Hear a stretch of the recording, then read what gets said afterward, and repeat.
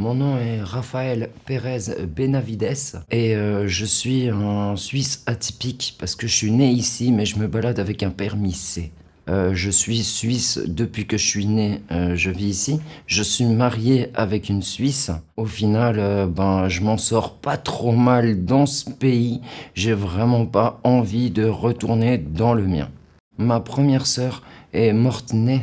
Ma deuxième sœur totalement handicapée, morte à 25 ans d'une crise d'épilepsie. Ma mère est morte à 52 ans et moi j'étais l'espoir de la famille. En étant l'espoir de la famille, j'avais tellement de pression sur mes épaules que je suis un petit peu parti en sucette quoi. Surtout quand ma mère est morte, c'est à partir de là que j'ai commencé l'héroïne. L'héroïne est une briseuse de couple. C'est de la folie furieuse, tu vis à trois en fait. Tu le comprends pas quand tu es dans l'héroïne. Tu comprends quand tu t'en sors, justement. Pour aller travailler, mon ex, elle avait besoin d'héroïne. Tous les matins, j'en ramenais, elle fumait. Parce que l'héroïne fumée, c'est pas l'héroïne injectée. D'ailleurs, on n'injecte plus l'héroïne parce qu'elle n'est plus aussi pure que ce qu'elle était. On nous met en garde ces temps-ci. Si elle commence à être verte, c'est qu'on a mis du fentanyl à l'intérieur. Le fentanyl est une chose qui tue des gens. Que ça soit par overdose ou que ce soit... l'histoire la pire que j'ai entendue, c'était sur Lausanne. Il y a le père et la mère qui s'étaient shooté le truc et la fille, elle est morte dans la voiture. C'est-à-dire, ils avaient fait un accident parce qu'ils étaient sous effet. Le fentanyl, c'est un truc tellement fort que l'héroïne, même à l'époque où elle était à 95%, elle n'était pas aussi forte que les produits qu'on a maintenant. C'est comme si les alchimistes d'aujourd'hui voulaient notre descente aux enfers. Il y a beaucoup d'histoires par rapport à LSD, du genre t'ouvres une fenêtre, tu te prends pour un oiseau et tu sors par la fenêtre. Non, ça se passe pas comme ça. Ça ne te fait pas faire des choses que tu n'as pas envie de faire. Le GBL non plus en fait. C'est un truc que tu mets dans la batterie de ta voiture. Ça détruit le corps, c'est sûr. Mais surtout, ça détruit l'esprit. Toutes les idées noires que tu as dans la tête, elles ressortent. Il y a 2 ans que j'en ai entendu parler. Il y a 2 ans, j'y ai touché.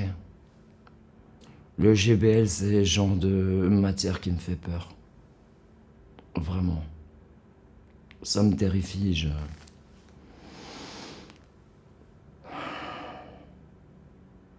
Alors, par rapport à l'addiction, je pense que j'ai toujours été addict à quelque chose. J'ai commencé par avoir une addiction émotionnelle par rapport déjà à ma mère, évidemment, qui est décédée, et par rapport à toutes mes copines après.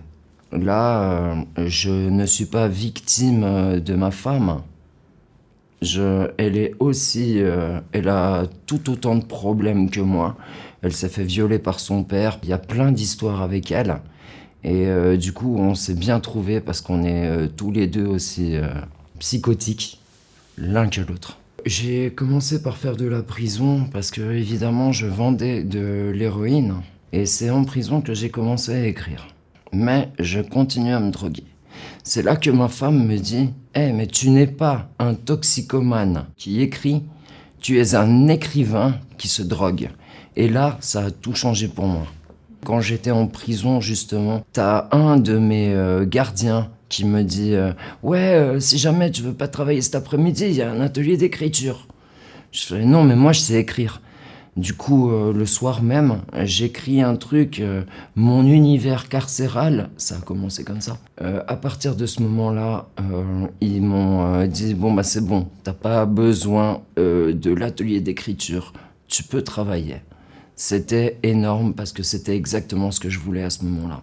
Tout le monde n'a pas les mêmes traumatismes et du coup, les personnes très traumatisées peuvent tomber dans les addictions. Ce qu'il en est, c'est que je vis dans un milieu asocial. C'est toutes les personnes asociales qui se sont retrouvées parce que nous n'avons pas de vie sociale. Du coup, nous allons ici. Ici. Entre asociaux, on arrive à peu près à se comprendre. C'est à peu près ce qu'on a à la Riponne à Lausanne, par exemple. C'est les asociaux qui se rassemblent.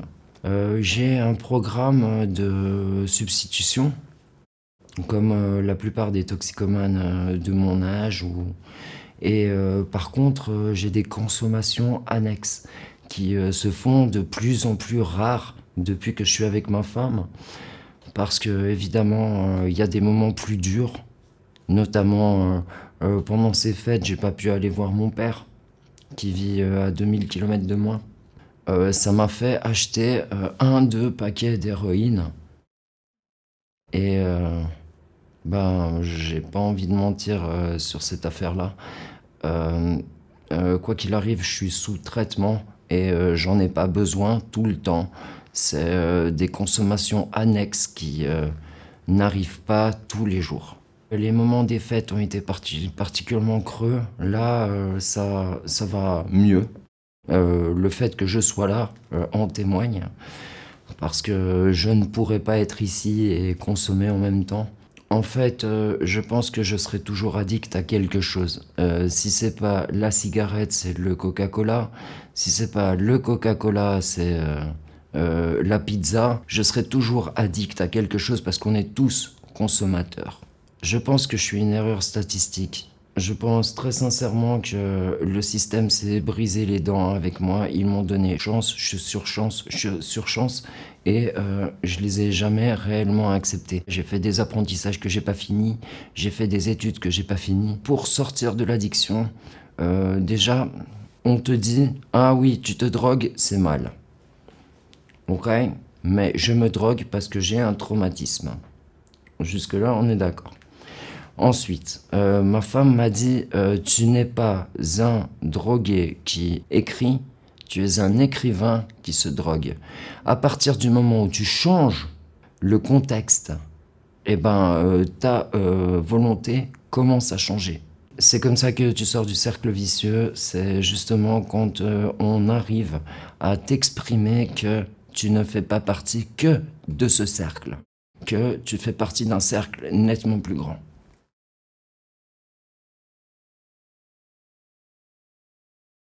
Où tu vis, il y a de toute façon une structure qui va t'aider. Notamment par rapport à l'argent, parce que l'argent, c'est ce qui donne valeur à ta vie. C'est comme ça que ça a été décidé. Avant même que je naisse, l'argent, c'est ce qui donne de la valeur à ta vie. Donc on t'enlève de l'argent, ta vie a moins de valeur. C'est le gros problème des toxicomanes quand ils sortent de prison notamment.